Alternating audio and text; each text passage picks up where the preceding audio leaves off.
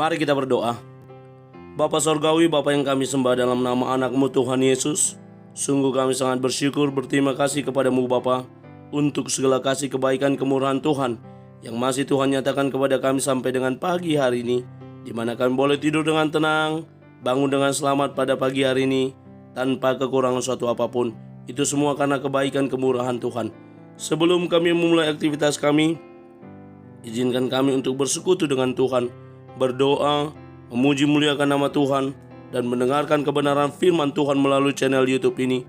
Berbicara bagi kami Tuhan, nyatakan kuasa-Mu, nyatakan isi hati-Mu, karena kami telah siap untuk mendengarkan kebenaran firman Tuhan. Dalam nama Yesus kami berdoa, amin. Shalom ibu bapak saudara terkasih dalam nama Tuhan kita Yesus. Semangat pagi.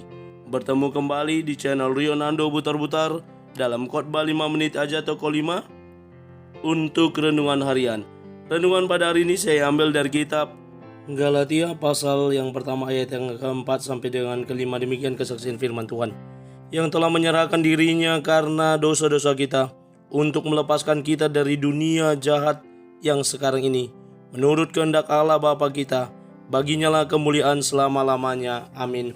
Pengorbanan Kristus bagi kita. Ibu bapak saudara terkasih dalam nama Tuhan kita Yesus, berbicara tentang pengorbanan Kristus bagi kita.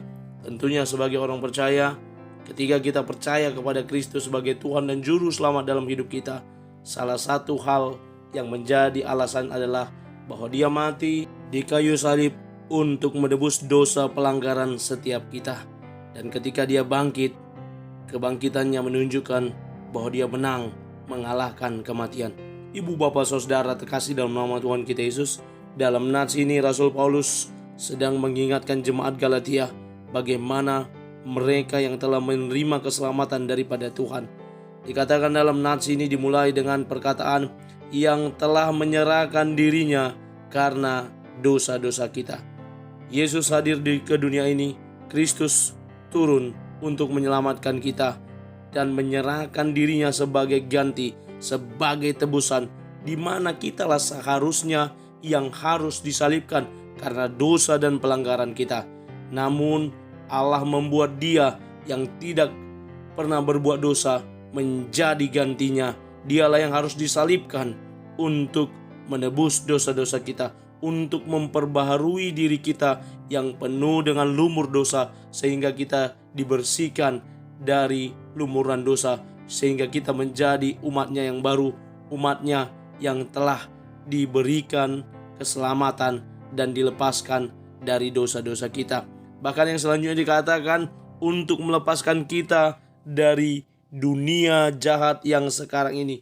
Dunia jahat yang ada di tengah-tengah kita saat ini merupakan pengertian dari kehidupan dosa yang terus ada di dunia ini. Potensi dosa yang senantiasa ada, yang setiap hari kemungkinan kita akan melakukannya. Karena itu dikatakan Kristus pun telah melepaskan kita dari dunia jahat ini, sehingga kita tidak lagi berada di kejahatan tersebut, tapi telah dibawa ke pangkuan Bapa. Kita telah dibawa ke terangnya yang ajaib, yang jauh dari dunia yang jahat ini. Walaupun sementara kita tinggal di dunia ini, tetapi keberadaan kita sebagai orang-orang yang telah dilepaskan telah berbeda dengan dunia kejahatan. Ibu bapak saudara terkasih dalam nama Tuhan kita Yesus, apa yang dilakukan Kristus itu merupakan kehendak Allah Bapa kita. Dialah yang berkehendak untuk menyelamatkan kita dari dosa dan pelanggaran kita.